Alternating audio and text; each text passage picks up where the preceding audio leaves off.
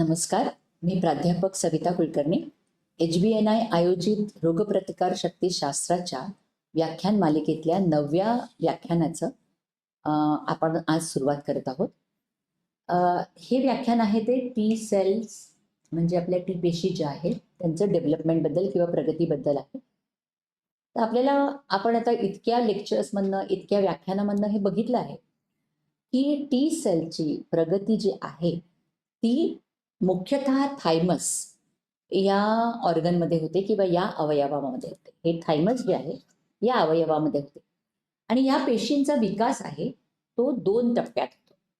आता पहिल्या टप्प्यामध्ये त्याचा थायमोसाइट्स म्हणजे जे थायमस मधले जे सेल्स असतात थायमोसाइट्स त्यांचा एक प्रारंभिक विकास होतो आणि तो अजून ते थायमोसाइट्सवर टी सेल रिसेप्टर्स आलेले नसतात आणि त्यामुळे त्यांच्यापासून तो वेगळा असतो.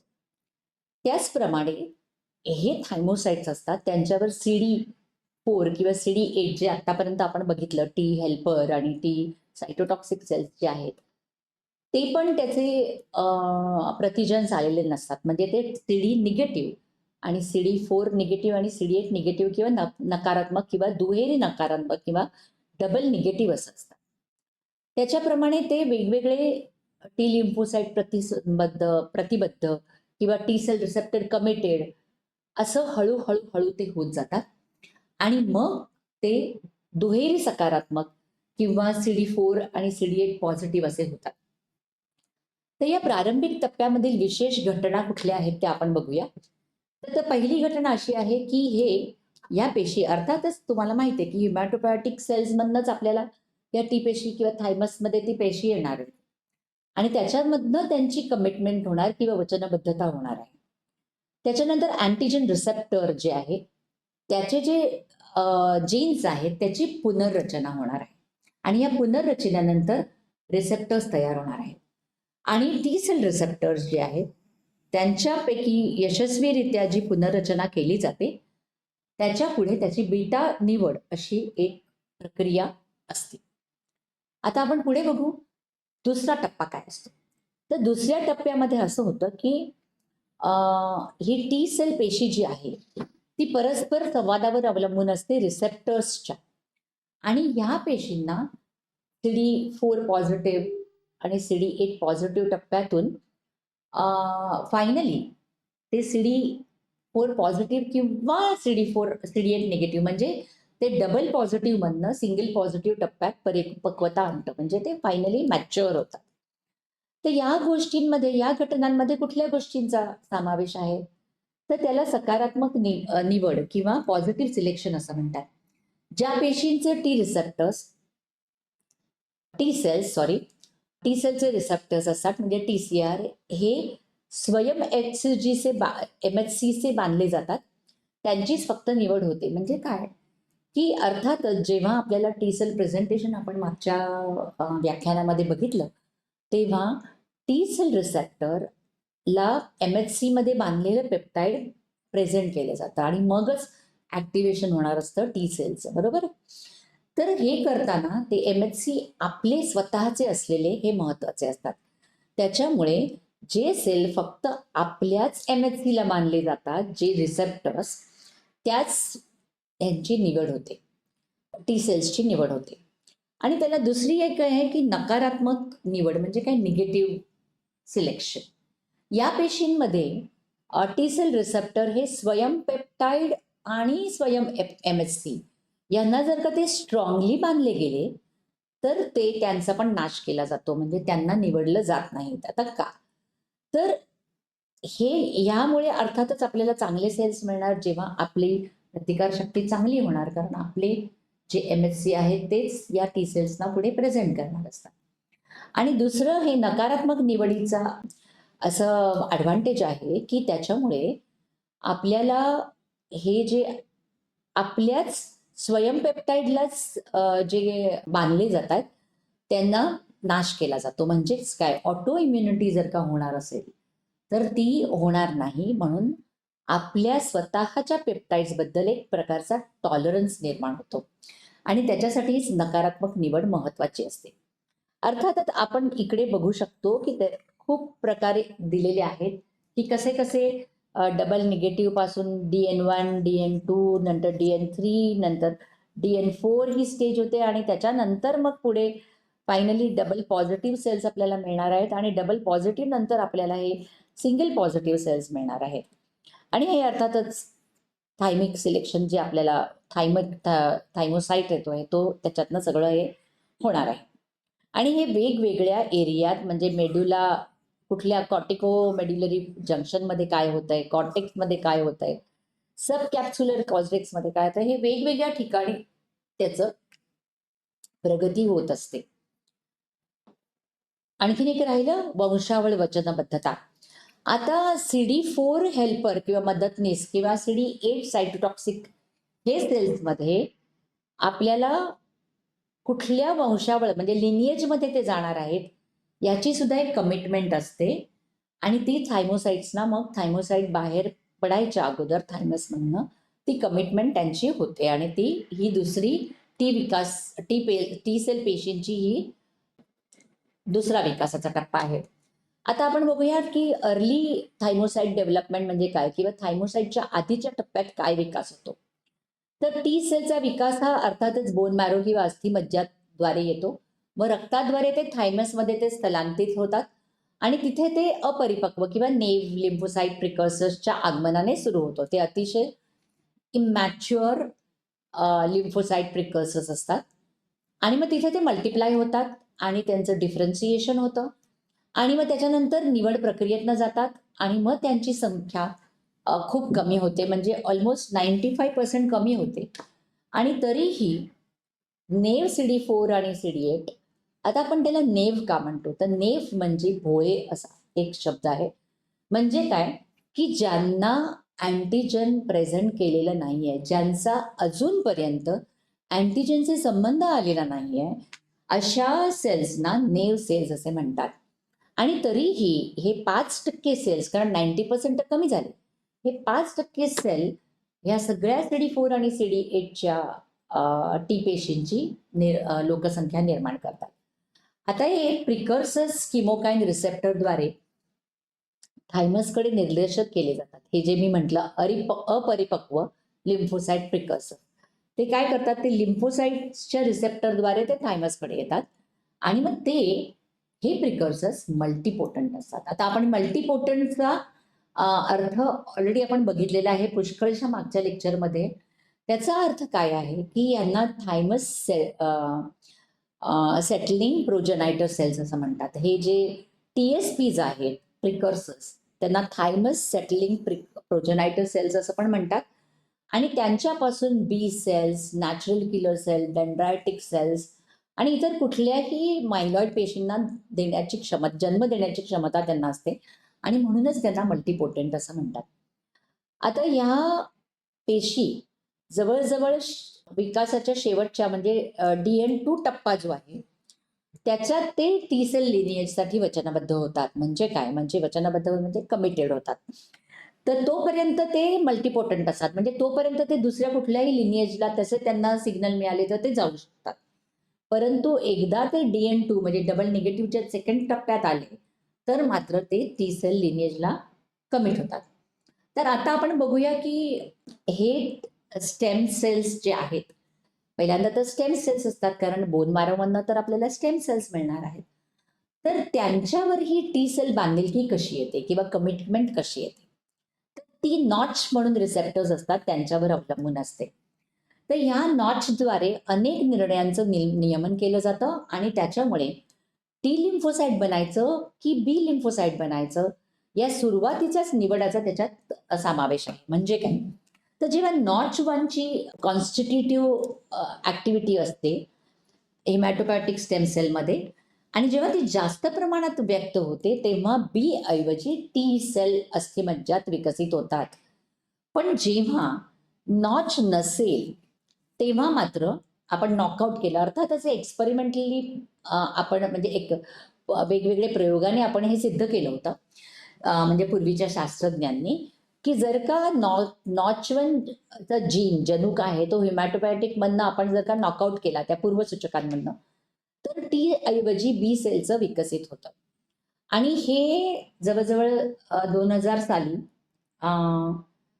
झुनिगा फ्लकर यांनी त्यांच्या सहकार्यांनी हे बदल करून त्यांनी दाखवलं. म्हणजे आपल्या नॉच लायगॅन्ड्सने त्यांनी ट्रान्सफेट केलं स्ट्रोमल पेशींना आणि हिमॅटोपॅटिक स्टेम सेल्समध्ये टी सेल वंशात त्यांनी विकसित करण्यास आवश्यक आहे असं दाखवलं. आणि त्याच्यामध्ये नॉचमध्ये सुद्धा ट्रान्सक्रिप्शन फॅक्टर गाटा-3 हा अतिशय महत्वाचा आहे, हे सुद्धा त्यांनी दाखवून दिलं. आता आपण बघूया की हे थायमोसाईट जे असतात, आपण मगाशी बघितलं की हे डबल निगेटिव्हच्या 4 स्टेजेसमधनं जातात. तर त्या थायमोसाईट्समध्ये त्यांना परिपक्व येण्यासाठी लागणाऱ्या वेळाला जवळजवळ 1 ते 3 आठवडे जातात. आणि त्यांच्या पृष्ठभागांवरील जे वेगवेगळे प्रथिनं येतात किंवा फिनोटिपिकल चेंजेस जे म्हणतात, त्यांच्या फिनोटिपिक चेंजेसमध्ये ते वेगवेगळ्या टप्प्यांमधनं जातात. आणि ह्या टप्प्यांमध्ये त्या वेगवेगळे म्हणजे DN1, DN2 असं जातात. आणि कुठले ते कुठले हे फिनोटिपिक चेंजेस आहेत ते आता आपण बघूया. त्यांच्यावर पहिल्यांदा अर्थातच मी मगाशी म्हटल्याप्रमाणे CD4 आणि CD8 रेणू नसतात आणि म्हणूनच ते दुहेरी नकारात्मक किंवा डबल निगेटिव्ह असतात. आणि त्यांना कुठले कुठले तर stem cell growth factor receptor C kit, त्याला CD117 असंही म्हणतात. CD44 ज्याला अडिजन मॉलिक्यूल आहे तो, इंटरल्युकिन रिसेप्टरची साखळी ज्याला CD25 म्हणतात. आणि यासह इतर पेशींच्या रेणूंची उपस्थिती आणि अनुपस्थितीवर हे सगळे अवलंबून असतात. म्हणजे DN1 to DN4 हे उपसमूह जे आहेत ते. तर आता DN1 टप्प्यावर काय असतं ते, ह्याच्यात म्हणजे जे थायमस मधले आलेले पूर्वज जे आहेत आधीचे सेल, त्यांच्यावर कुठले कुठले वेगवेगळे अँटीजन्स आहेत. तर C kit double positive, CD44 double positive आणि CD25 निगेटिव्ह हे DN1 टप्प्यातले सेल्स आहेत. ते मल्टीपोटंट असले तरी एकदा ते स्थानिक वातावरणात प्रवेश केले का लगेचच त्यांना नॉच 1 सिग्नल प्राप्त होतो आणि मग ते स्वतःला टी लिनिएजसाठी मर्यादित करतात किंवा कमिट करतात. आता ते कॉर्टेक्समध्ये जातात. जसं मी मगाशी इथे म्हटलं की या वेगवेगळ्या आहेत ते वेगवेगळ्या एरियात त्यांचं डेव्हलपमेंट होते किंवा प्रगती होते. तसं ते कॉर्टेक्समध्ये जातात, तिथे वाढतात आणि मग तिथे त्यांना CD25ची एक्सप्रेशन मिळतं, म्हणजे अभिव्यक्ती मिळते आणि म्हणून ते DN2 थायमोसाइट्समध्ये कन्वर्ट होतात किंवा बनतात. त्यांना c kit positive positive, CD44 positive आणि CD25 पॉझिटिव्ह असे DN2 होतात. म्हणजे DN1 मध्ये काय असतं, c kit positive positive, CD44 positive positive आणि CD25 निगेटिव्ह. पण ते कॉर्टेक्समध्ये गेल्यावर तिथे CD25 पण त्यांना मिळतं आणि ते सगळे ह्या तिन्ही मॉलिक्युल्ससाठी ते पॉझिटिव्ह होतात.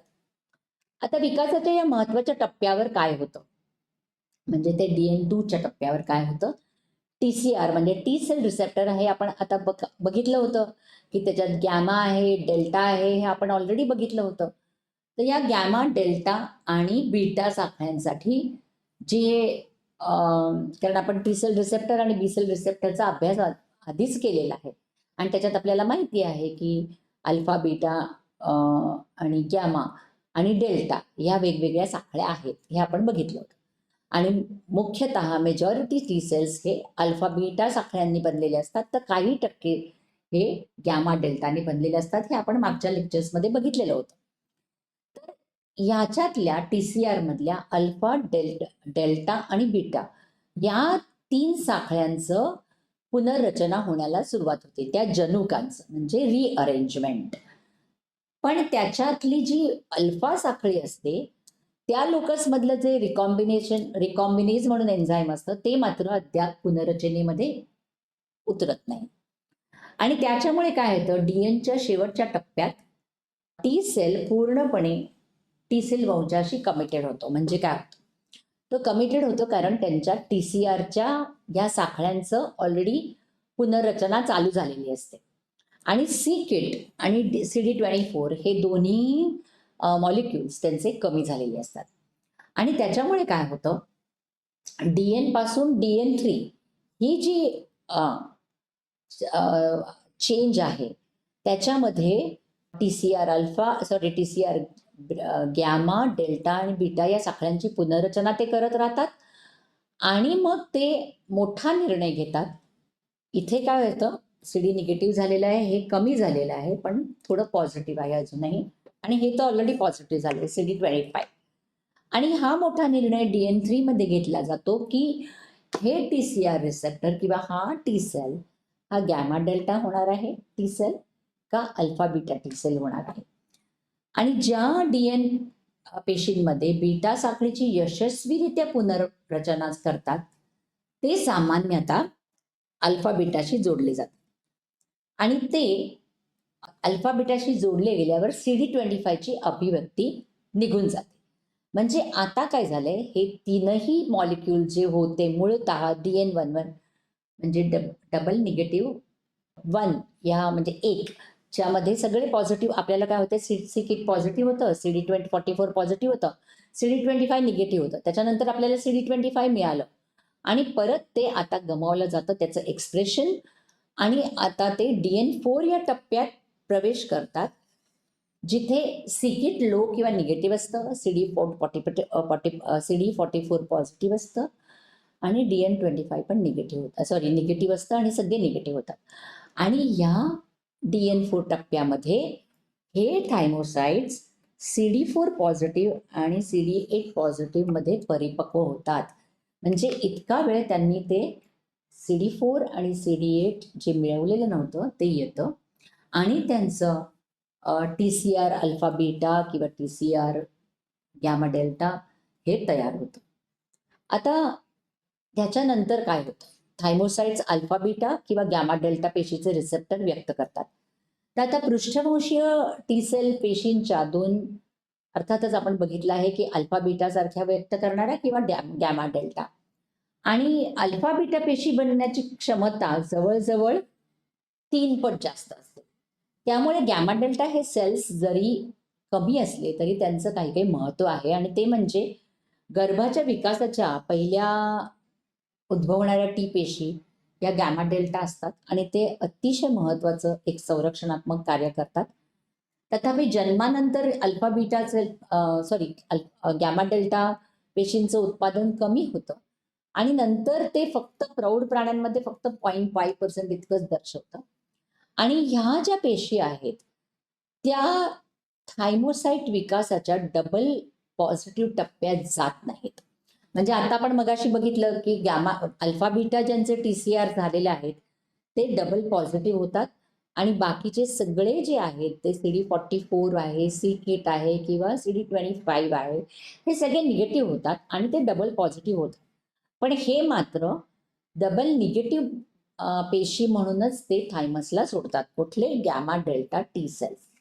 आता ह्या पेशींमधनं थायमसमधून सायटोकाईन्स स्त्रवण्याची क्षमता घेऊन बाहेर पडतात आणि ही क्षमता अल्फा बीटावाल्यांना फक्त प्रतिजन त्यांचा जेव्हा सेकंडरी लिम्फॉइड ऑर्गनमध्ये जेव्हा प्रतिजनाशी संबंध येतो तेव्हाच ते अल्फा बीटा सेल्सना ही क्षमता मिळते, पण गॅमा डेल्टा सेल्सना ती क्षमता अधिक असते, म्हणजे सायटोकाईन्स स्त्रवण्याची क्षमता. आता हे गॅमा डेल्टा टी सेल्स आहेत ते अर्थातच अल्फा बीटा सारखे आपण बघितलं की ते वैविध्यपूर्ण नसतात आणि ते अनकन्व्हेन्शनल MHC रेणूंना लिपिडसह बांधतात. ते तुम्हाला मागच्या आपण व्याख्यानामध्ये बघितलं आहे.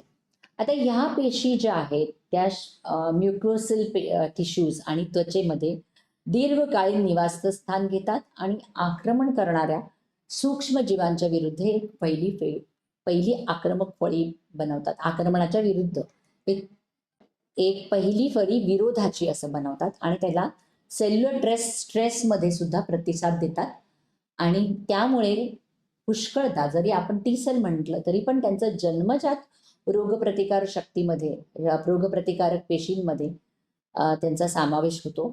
कारण आपण बघितलं बाकीचे टी सेल्स आहे हे जन्मजात नाही तर अनुकूल रोगप्रतिकार शक्ती जी आहे, म्हणजे आपले सेकंड अक्वायर्ड इम्युन रिस्पॉन्समध्ये त्यांचा समावेश होतो. पण हे गॅमा डेल्टा आपण म्हणू शकतो की इनेट इम्युन पेशींमध्ये त्यांचा समावेश होतो. आता आपण एक वेगळी प्रोसिजर जिथे ज्याला बीटा सिलेक्शन असं म्हणतात आणि प्री TCR फॉर्मेशन म्हणजे काय आहे ते बघूया. तर आता जेव्हा डबल निगेटिव्ह थायमोसाइट्स आहेत, तर ज्यांच्यावर अल्फा अर्थातच बीटा साखळीची यशस्वीरित्या पुनर्रचना झालेली आहे, ते एका बीटा सिलेक्शन प्रक्रियेत शिरतात आणि त्यामुळे त्यांचं प्रॉलिफरेशन आणि डिफरन्सिएशन होतं. म्हणजे काय, ते वाढतात आणि वेगळे होतात. आणि या प्रक्रियेत एक PT अल्फा साखळी म्हणून ओळखलं जाणारं एक ग्लायकोप्रोटीन समाविष्ट आहे. आता हे जे चेन आहे प्री टी अल्फा साखळी, ते ग्लायकोप्रोटीन काय करतं, तर ते एक सॉरोगेट अल्फा TCR अल्फासाठी एक सॉरोगेट साखळीसाठी सॉरोगेट म्हणून काम करतं. म्हणजे काय, त्याची अद्याप पूर्ण रचना झालेली नसते आणि त्याच्यानंतर यशस्वीरित्या पूर्ण रचना झालेल्या आणि भाषांतरित बीटा साखळीला तसेच CD3 कॉम्प्लेक्स प्रथिनांना ते एकत्र करतं आणि मग प्री TCR हा रिसेप्टर फॉर्म करतं. म्हणजे काय होतं, हे जेव्हा प्री टी अल्फा, म्हणजे बघा आता हे पूर्णपणे इथे पूर्ण हा TCR फॉर्म झाला, पण हा प्री TCR मध्ये फक्त प्री टी अल्फा साखळी, नंतर पूर्ण झालेली बीटा साखळी आणि CD3 कॉम्प्लेक्स हे तीनही असतात, पण अल्फा साखळी पूर्ण झालेली नसते, म्हणून त्याला प्री TCR म्हणून ओळखलं जातं. आणि हा प्री TCR सिग्नल ट्रान्सडक्शनचं काम करतो. इन बीटा सिलेक्शनमध्ये आणखीन काय काय होतं, तर या बीटा सिलेक्शनमध्ये तुम्ही इथे बघू शकता, या बीटा सिलेक्शनमध्ये अर्थातच प्री TCR फॉर्म झालाय, पण त्याच्यामुळे काय होतं, बी सेल पूर्णपणे साखळी तयार झालेली असल्यामुळे आणखीन TCRचे बी लोकसचं अरेंजमेंट रिअरेंजमेंट हे ते स्टॉप करतं आणि त्याला ॲलिक एक्सक्लुजन म्हणतात. म्हणजे बीटा चेनचे जो ॲलिल असतो, ज्याच्यामुळे बीटा चेन निर्माण होत असतात, त्याला तो स्टॉप करून एक्सक्लूड म्हणजे निघून जायला सांगतो. ओके. त्याचप्रमाणे प्रॉलिफरेशन स्टिम्युलेट करतं, एक्सप्रेशन सिम्युलेट करतं CD4 आणि CD8 ह्या रिसेप्टर्सचं, आणि TCR अल्फा चेनचं रिअरेंजमेंट हे पूर्णपणे त्याचं इंड्यूस करतं किंवा त्याला ॲक्टिवेट करतं. तर ह्या सगळ्या प्रोसेसला बीटा सिलेक्शन असं म्हणतात आणि ज्याच्यामुळे प्री TCR फॉर्मेशन होतं. आता पुढे बघूया. आता DN3 टप्प्यावर जेव्हा प्री TCR सिग्नलिंगमुळे कुठल्या कुठल्या गोष्टींची, हे मी आत्ता जस्ट तुम्हाला सांगितलं तेच होतं, की DN4 टप्प्यात परिपक्वता, म्हणजे आता हा DN4 आहे ना, तर त्याच्यामध्ये आपल्याला हे कमी आहे, CD4 negative, CD44 negative, CD25 negative झालं आणि थायमसच्या सबस्कॅप्स्युलर कॉर्टेक्समध्ये त्यांचा जलद प्रसार होतो. मी मगाशी म्हटलं की वेगवेगळ्या एरियामध्ये या टी सेल्सचं डेव्हलपमेंट होत असतं किंवा त्यांचं विकास होत असतो आणि TCR बीटा साखळीच्या जनुकामध्ये पुनर्रचना होतं आणि त्यांचं एक्सक्लुजन होतं, की त्यांना थांबवलं जातं आणि त्याच्यामुळे त्याच्यावर त्या लोकसवर बहिष्कार म्हणजे एक्सक्लुजन होतं बेसिकली. नंतर CD4 CD8 डबल पॉझिटिव्ह टप्प्यामध्ये विकास होतो, प्रसार थांबतो आणि साखळीची पुनर्रचना होते. आता ह्या सगळ्यामुळे डबल पॉझिटिव्ह थायमोसाइट्स एक यशस्वीरित्या TCR अल्फाची साखळी पुनर्रचना झाली का, मग त्याला TCRच्या बीटा साखळीशी जोडण्याची संधी मिळते आणि ते सरोगेट प्री TCR अल्फाची साखळी घेऊन ते दोघे एकत्र येऊन आता अल्फा बीटा लोकस टी सेल्समध्ये फॉर्म होतो आणि ते दोन्ही व्यक्त करत असल्यामुळे पुढच्या निवडीसाठी तयार होतात. आता हे टी सेल रिसेप्टर्स जे एक्सप्रेशन आहे टी सेल डेव्हलपमेंटमध्ये ते काय आहे ते आपण बघूया. ते आपण ऑलरेडी बघितलं आहे, पण त्याचा हा आढावा आहे. तर जेव्हा DN1 असतं तेव्हा हे आहे c kit positive positive, CD44 negative, CD25 negative, मग DN मध्ये ते CD25 पण पॉझिटिव्ह होतं. तर DN3 मध्ये CD44 निघून जातं. त्याचं लोकेशन कुठलं असतं बघा, bone marrow to thymus DN1, sub capsular कॉर्टेक्समध्ये DN2, DN3 सब कॅप्स्युलर कॉर्टेक्समध्ये, तर त्याच्यामधनं ते कॉर्टेक्समध्ये जातं. DN4 जेव्हा ते सगळंच निगेटिव्ह होऊन जातं, पण तेव्हा त्यांना PCR अल्फा बीटा आणि CD4 CD8 दोन्ही मिळालेले असतात. हे मायग्रेशन येतं बोन मॅरोकडनं थायमसमध्ये, आणि TCR alpha gamma delta alpha यांची रिअरेंजमेंट आणि लिनेज कमिटमेंट होतं. एक्सप्रेशन प्री TCR आणि बीटा सिलेक्शन होतं जेव्हा DN3 असतं, आणि प्रॉलिफरेशन ॲलिलिक एक्सुजन बीटा चेनचं आणि अल्फा चेनची रिअरेंजमेंट, आणि फायनली डबल पॉझिटिव्ह सायमोसाइट्स तयार होतं. ही सर्व डेव्हलपमेंट आहे. आता आपण पुढे जाऊया, आणि त्यामध्ये आता हे डबल पॉझिटिव्ह थायमोसाइट्स जे आहेत त्यांचं हे जे तयार झालेले आहेत ते कॉर्टेक्सवर वर्चस्व गाजवतात. 80% जास्त पेशी ते असतात, परंतु हे थायमोसाइट्स त्यांची उपसंख्या जे परिपक्व पृष्ठभागावर अल्फा बीटा आणि CD3 कॉम्प्लेक्स तयार करतात, आणि त्याच्यामुळे ते आता थायमिक निवडीचे प्रायमरी टार्गेट असतात किंवा लक्ष असतात.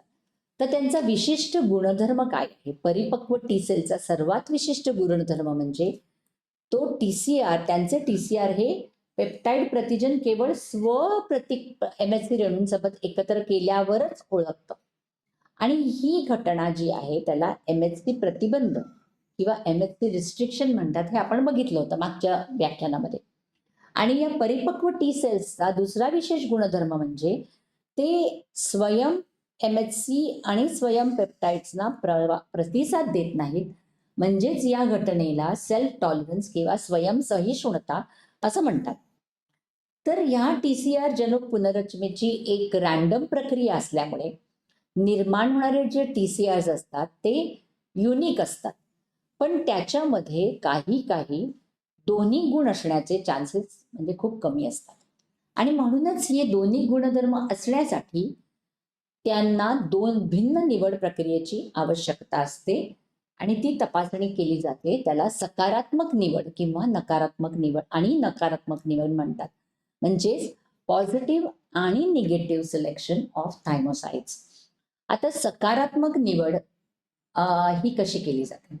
तर सकारात्मक निवड आहे ती कमी आत्मीयता ज्यांची असते स्व MHC रेणूंना बांधण्याची, त्यांच्यासाठी निवड केली जाते. परिणामी त्यांचं MHC रिस्ट्रिक्शन्स होतं. अर्थातच ही जी कमी आत्मीयता का किंवा मध्यम आत्मीयता का, ही खूप जास्त आत्मीयताने आपण जर का ते रेणू सिलेक्ट झाले, ते सेल्स सिलेक्ट झाले ज्यांच्या TCRची स्व MHC रेणूंची खूप जास्त आत्मीयता असेल, तर हा पुढे आपल्याला ऑटो इम्युनिटीसाठी एक धोका म्हणून येऊ शकतो. आणि त्याच्यामुळे फक्त कमी आत्मीयता किंवा कमी अफिनिटी असलेल्या स्व MHC रेणूं ला बांधलेले TCR वाले म्हणजे जे T सेल्स आहेत त्यांचे रिसेप्टर असे आहेत, तेवढे सेल्स सिलेक्ट केले जातात आणि बाकीच्यांचा अपॉप्टोसिस केला जातो.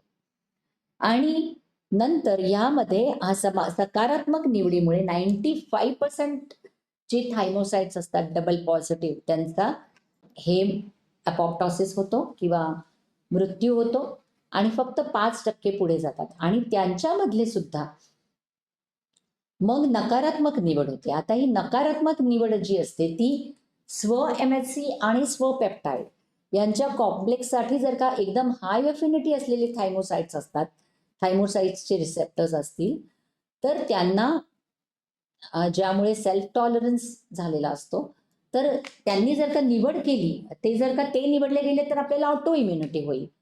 तर ते निवडले केले जात नाहीत, त्यांचा नाश होतो, आणि म्हणूनच आपला सेल्फ टॉलरन्स होतो. ओके, अशा प्रकारे जवळजवळ 98% हे थायमोसाइट्स असतात डबल पॉझिटिव्ह थायमोसाइट्स, त्यांचं अपॉप्टोसिसमुळे मृत्यू होतो. आणि हे सगळं होत असताना म्हणजे तुम्ही इथे बघाल की हे डबल पॉझिटिव्ह थायमोसाइट आहे, आणि ह्याच्यात पॉझिटिव्ह सिलेक्शन होतं. या पॉझिटिव्ह सिलेक्शनमध्ये पुष्कळसे सेल्स जे आहेत जे लो अफिनिटी वाले आहेत ते फक्त थोडेच सेल्स सिलेक्ट केले जातात, आणि बाकीच्यांचा डेथ होतो बाय अपॉप्टोसिस. त्याच्यानंतर हाय अफिनिटी असेल तरी पण त्यांचं डेथ होतो. आणि त्याच्यानंतर निगेटिव्ह सिलेक्शन होतं आणि या निगेटिव्ह सिलेक्शनमध्ये ऑटो इम्युन रेग्युलेटर AIRE नावाचं जे हे आहे, जे एमटेक म्हणजे मेड्युलरी थायमिक एपिथेलियल सेल्समध्ये आहे, तो सेल्फ टॉलरन्ससाठी अतिशय महत्त्वाचा असतो हा रेग्युलेटर. आणि त्याच्यामुळे ही त्यांच्याशी बांधल्यावर कळलं जातं की हे म्हणजे हा जो निगेटिव्ह सिलेक्शन आहे याला हे अतिशय महत्त्वाचं आहे. म्हणजे ह्या सेल्समधला हा रेग्युलेटर जो आहे AIRE that is auto immune regulator, हा अतिशय सेल्फ टॉलरन्ससाठी महत्त्वाचा आहे. अर्थातच ही जी प्रोसेस आहे किंवा ही जी घटना होते, सेल्फ टॉलरन्स एक्झॅक्टली कसा येतो, ही थोडीशी आणखी जटिल आहे, कॉम्प्लिकेटेड आहे. आणि आपण ह्या आपल्या सिलेबसमध्ये ते आपण इन्क्लूड केलेलं नाही आहे किंवा त्याला आपण जमून घेतलेलं नाही आहे. आपण फक्त त्याची बेसिक काय आहे तेच आपण बघणार आहोत, जे काय पॉझिटिव्ह आणि निगेटिव्ह सिलेक्शन कसं होतं आणि त्याच्यामुळे आपल्याला फायनली काय होतं तर डीपी थायमोसाइट्स पैकी फक्त 2 ते 5% प्रत्यक्षात मॅच्युअर टी सेल्स म्हणून ते बाहेर थायमसमध्ये पडतात. आता जेव्हा थायमसमधनं बाहेर पडतात तेव्हा अर्थातच ते थायमोसाइट्स नाही म्हणायचं, आपण त्यांना परिपक्व टी पेशी असं म्हणणार.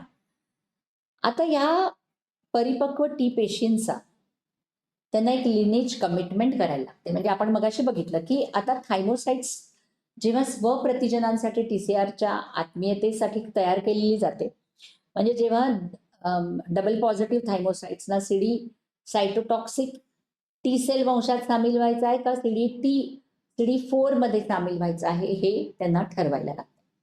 आणि हे जे आहे लिनेज कमिटमेंट किंवा वंशावळ प्रतिबद्धता नावाची ही जी प्रक्रिया आहे ती डबल पॉझिटिव्ह थायमोसाइट्सने अनुभवलेल्या TCR सिग्नलिंगच्या कायनेटिक्सवर अवलंबून असते, म्हणजे गतिकशास्त्रावर अवलंबून असते. त्याच्यामुळे विकसनशील टी पेशी त्यांचे जे को रिसेप्टर्स असतात त्यांचं जेव्हा एक्सप्रेशन MHC क्लास 1 किंवा क्लास 2 साठी TCR पसंती कसं जुळवतात याच्यासाठी 2 मॉडेल्स आहेत.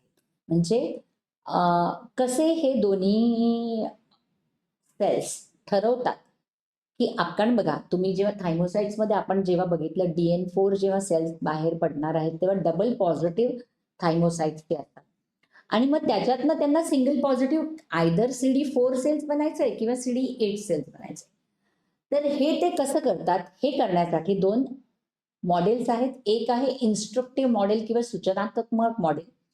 तर या मॉडेलमध्ये TCR CD4 आणि TCR CD5 हे दोन्ही संलग्नता युनिक सिग्नल तयार करतात. म्हणजे काय की एकाच वेळी हे दोन्ही बांधले जातात आणि त्यांचा एक वेगवेगळा सिग्नल तयार होतो आणि विकासात्मक एक प्रोग्राम सुरू होतो, जसं TCR एंगेजमेंट होऊन आणि मग त्यांचं इथे CD4 लो होतं आणि मग पुढे CD4 निगेटिव्ह करून ते CD8 पॉझिटिव्ह टी सेल्स होतात. आणि तसंच इथे त्यांचं TCR एंगेजमेंट झालं CD4ची का इथे CD4 हाय होतं आणि CD8 लो होतं आणि फायनली तो CD4 positive CD8 negative T cells होतो.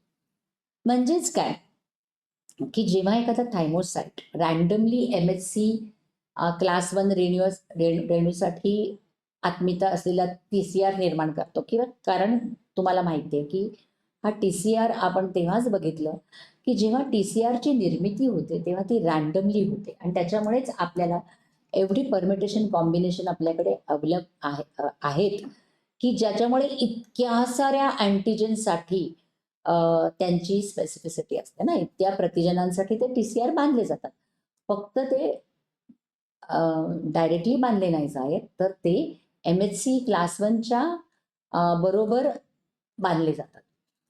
तर आता हे जे TCR आणि CD8 क्लास 1 रेणू एकत्र बांधले गेले तर एक सिग्नल निर्माण करतात, जो याची अभिव्यक्ती शांत करतात आणि मग सायटोटॉक्सिक टी सेल वंशासाठी कार्य करणाऱ्या जीनची अभिव्यक्ती सुरू करतात, असा प्रोग्राम होतो. त्याचप्रमाणे जर का जेव्हा CD4 आणि TCR बांधलं जातात, हे एक युनिक सिग्नल निर्माण केला जातो आणि ते CDR शांत करतात, सॉरी CD8 शांत करतात आणि मग मदतनीस टी सेल T4 चा विकास चालू होतो.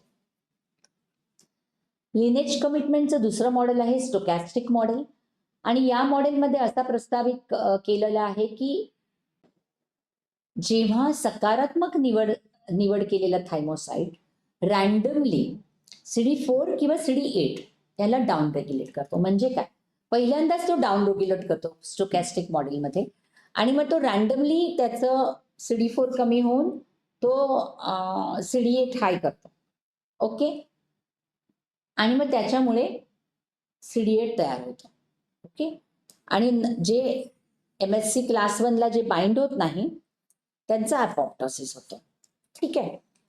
त्याचप्रमाणे इथे हे आहे तो रॅन्डमली CD4 त्यांचं CD8 लेस होतं आणि मग तो MSC क्लास 2 ला जो बाइंड होतो तो CD4 इकडे तयार होतो. अशा प्रकारे वेगवेगळे सिग्नल निर्माण करतो आणि या मॉडेलमध्ये पण वेगळे सिग्नल निर्माण होतात, म्हणजे संलग्नता नाही आहे इकडे, वेगवेगळ्या प्रकारे डाऊन रेग्युलेशन त्यांचं होतं. आपण मागच्या ह्याच्यात बघितलं की इथे एंगेजमेंट होते आणि त्यांचे एकाच ह्याच्यात एंगेजमेंट होते आणि मग वेगवेगळ्या प्रकारे ते जातात आणि आपापली डेव्हलपमेंट करतात.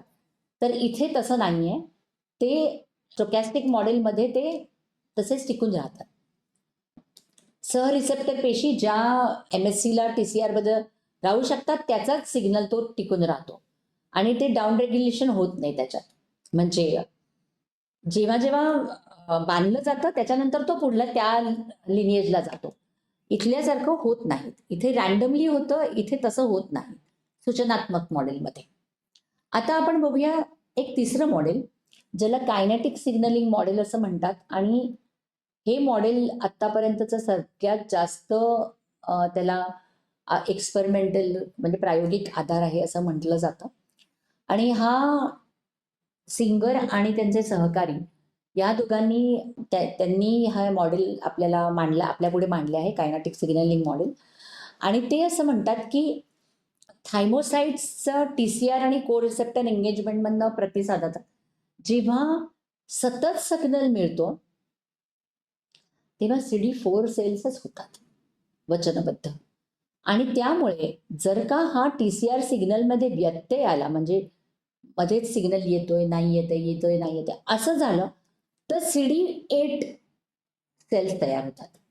असं त्यांचा कायनेटिक सिग्नलिंग मॉडेलचा असा त्यांनी म्हणजे एक्सपेरिमेंटमधनं काढून दिलेला आहे. तर ह्यामुळे काय होतं, जेव्हा सकारात्मक निवडीच्या प्रतिसादात जेव्हा CD4 आणि CD8 थायमोसाइट्स CD8च्या पृष्ठभागाच्या पातळीवर नियमन करतात आणि त्या प्रतिसादामुळे फक्त MSC क्लास 2 पेशी सतत TCR CD4 MSC क्लास 2 यांचं परिसंवाद होतो आणि CD4 वंशाच्या सेल्स विकसित होतात. म्हणजे पॉझिटिव्ह सिलेक्शन झाल्यानंतर आपोआप CD8 कमी होतं असं हे म्हणतात. आणि ही CD8 ची एक्सप्रेशन गेल्यामुळे किंवा अभिव्यक्ती गमावल्यामुळे अर्थातच त्याची क्षमता जाते आणि त्याच्यानंतर जर का तुम्ही त्याला IL-7 दिलं तर त्याच्याद्वारे नंतर त्या वंशात फरक करण्यात ते प्रोत्साहन देतात. हे प्रमुख सायटोकाईन आहे असंही म्हणतात. पण परंतु त्यांनी हे अर्थातच सांगितलं नाही की जर का IL-7 दिलं गेलं नाही तर काय होईल. पण त्यांच्या मते हे शरीरात दिलं जातं, उत्पादित केलं जातं आणि त्याच्यामुळे आधी CD4 सेल्स डेव्हलप होतात आणि नंतर CD8 सेल्स डेव्हलप होतात. म्हणजे ह्या दोन मॉडेलमध्ये जे पॅरलली दोन सेल्स होतात स्टोकॅस्टिक सेल्समध्ये किंवा सूचनात्मक मॉडेलमध्ये, तसे या दोन मॉडेलमध्ये होत नाहीत. या मॉडेलमध्ये होत नाहीत असं ते सांगतायत आणि ह्याला आतापर्यंतचा जास्तीत जास्त प्रायोगिक आधार आहे असं सांगितलं जातं. आता लिनेज कमिटमेंटमध्ये आणखीन एक गोष्ट अशी आहे की त्याचे 2 ट्रान्सक्रिप्शन घटक. आता तुम्हाला हे माहितीच असेल की कुठल्याही एका प्रथिनाचं जेव्हा एक्सप्रेशन तुम्हाला पाहिजे, अभिव्यक्ती पाहिजे असेल, तर अर्थातच त्यांच्या जीन्सचं रेग्युलेशन म्हणजे जनुकांचं रेग्युलेशन हे महत्त्वाचं असतं आपल्याला. आणि ते करण्याचं काम युजुअली ट्रान्सक्रिप्शन फॅक्टर्स किंवा ट्रान्सक्रिप्शन घटक करत असतात. तसंच इथे हे THPOK आणि RUNX3 हे दोन जे आहेत ते ह्या CD4 आणि CD8च्या प्रतिबद्धतेसाठी किंवा कमिटमेंटसाठी महत्त्वाचे आहेत हे दोन ट्रान्सक्रिप्शन फॅक्टर.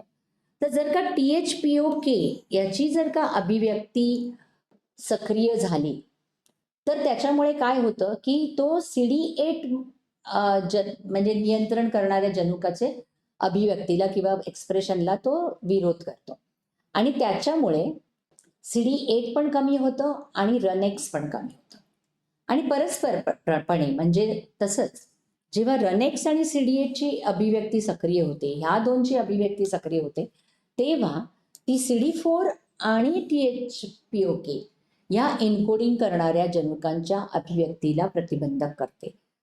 तर आता आपण ह्याच्यातनं असं बघितलेलं आहे की जेव्हा टी सेल्स म्हणजे थायमोसाइट्समध्ये सेल्सचं वेगवेगळ्या त्यांच्या स्टेजेसमध्ये ते जातात, म्हणजे double negative 1, double negative 2, double negative 3, double negative 4, त्याच्यानंतर ते डबल पॉझिटिव्ह होतात. ते डबल पॉझिटिव्ह झाल्यानंतर लिनेज कमिटमेंट होते, म्हणजे ते CD4 आणि CD8मध्ये लिनेज त्यांची कमिट होते. ते आयदर CD4 बनतात किंवा CD8 होतात आणि त्याच्यासाठी काय काय आवश्यक आहे ते सगळं आता आपण बघितलं.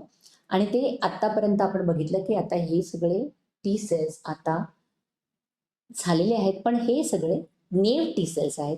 आणि हे नेव टी सेल्स जेव्हा त्यांच्या अँटीजनच्या स्पेसिफिक अँटीजनच्या कॉन्टॅक्टमध्ये येतात, जे MHC मॉलिक्यूल बरोबर असतात, तेव्हाच त्यांचं ॲक्टिव्हेशन होतं. तर आपण पुढच्या व्याख्यानात बघणार आहोत हे ॲक्टिव्हेशन कसं होतं, त्याच्यातनं कसं टी सेल वेगवेगळे सिग्नल मिळवतं आणि त्याच्यातनं कशी मेमरी पण निर्माण होते किंवा स्मृती सेल्स कसे निर्माण होतात, हे सगळं आपण पुढच्या लेक्चरमध्ये बघणार आहोत. नमस्कार.